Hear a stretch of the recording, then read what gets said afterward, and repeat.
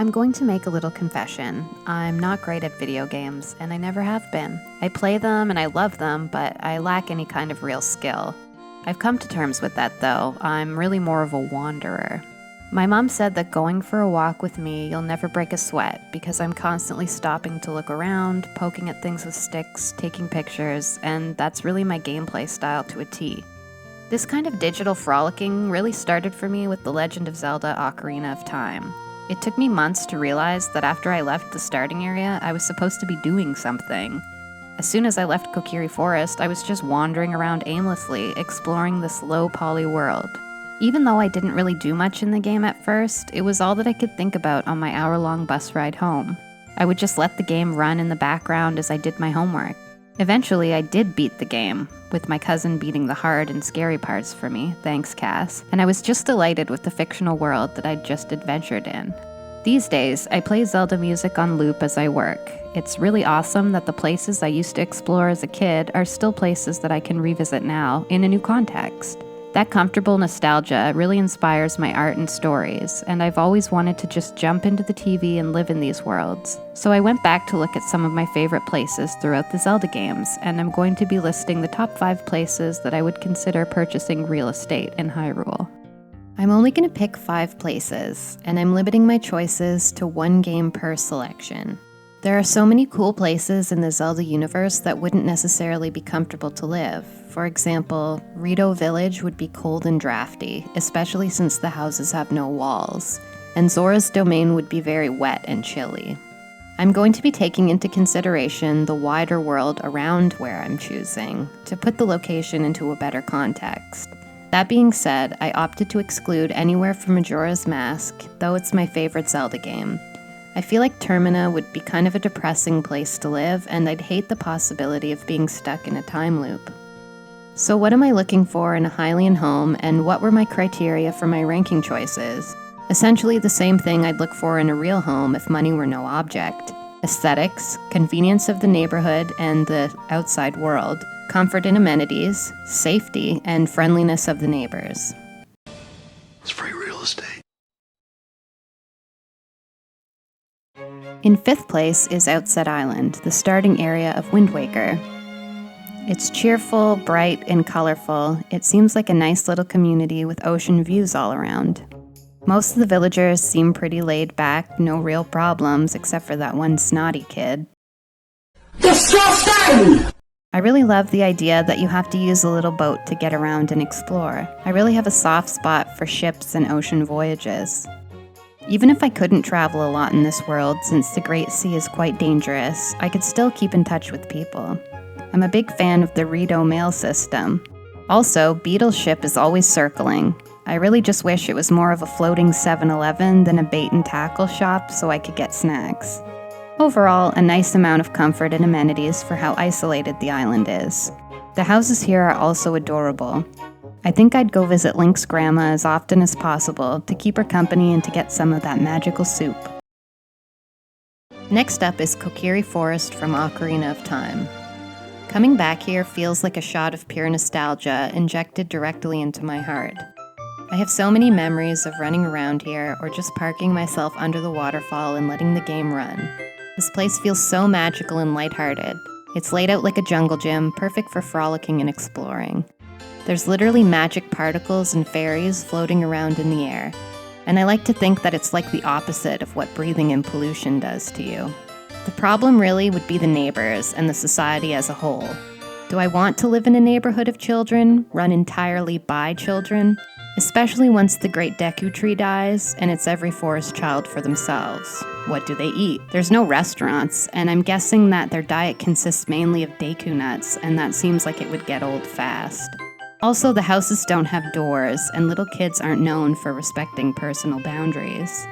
There's also a pretty good chance that any adults that wander into the Lost Woods will turn into Stalfos, which would be quite unfortunate. But when you turn 30, everyone becomes a Stalfos anyway.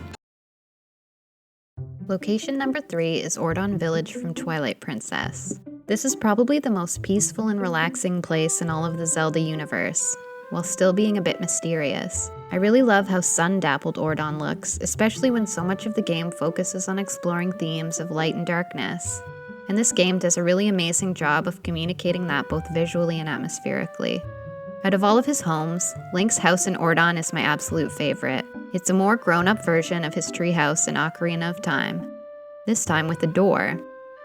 There's lots of natural light here, and I love how cozy it looks, and how it's off on its own at the edge of the woods near a magic spring. It's really a perfect location. Getting around Hyrule from Ordon seems pretty convenient if you have a horse, and when there's no evil creatures roaming around, the roads make it pretty straightforward to get to Hyrule Castletown, the big city. There are a decent amount of amenities in the village itself, such as a little shop and some decent farming and gardening opportunities. I also like how it's made up of little families, which is usually a good sign when you're looking at properties. There won't be any loud late-night parties to keep me up at night in Ordon. Location number 2 is Skyloft from Skyward Sword. This one was a difficult choice. I was really torn up about this being my number 1, and if my criteria was only about the location itself and I didn't consider the wider world of the game, I really think Skyloft would have taken the top spot.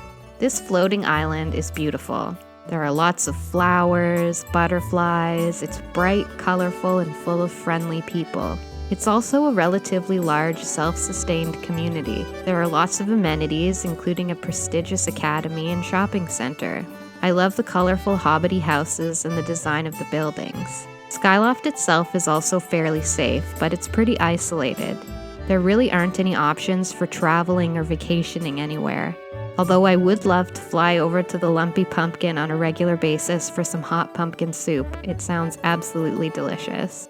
I really want to live in a pumpkin-shaped building. Before I reveal my top choice, I just have one honorable mention. The Music Box House in Icana Canyon. This is my favorite building in the entire Zelda universe. Design is so charming. I love the colors, and it's a real marvel of engineering. It's so practical. There's a really great laboratory in the basement as well. However, as I mentioned earlier, I really don't want to live in Termina, and especially wouldn't want to live in Icana Canyon. The number 1 place that I would choose to live in Hyrule would be Kakariko Village from Breath of the Wild. Though there are different iterations of Kakariko Village in different games, I think this one is the nicest. I really love the architecture. The Sheikah value quiet and stealth, which really appeals to me, and I definitely buy some of their armor. Looks really comfortable and practical. Climate-wise, I love how it's shady and sheltered from the elements. It's nestled nicely into the surrounding mountains, and even though there's not really any direct sunlight, it seems like there's good opportunities for gardening. There are a number of different shops, and the community is both self-sufficient as well as being connected to other places in Hyrule via established roads.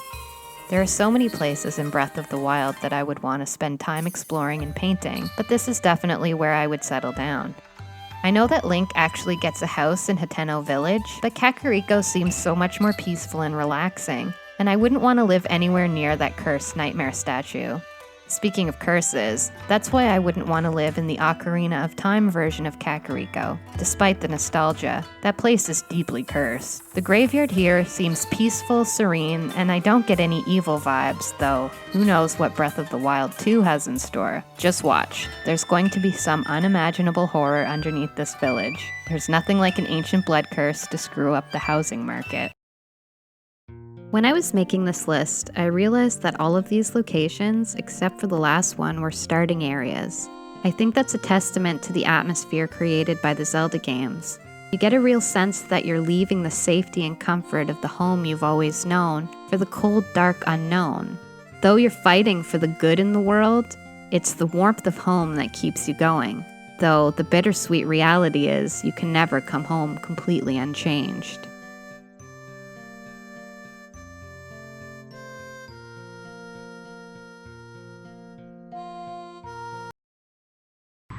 Crumb crisp coating.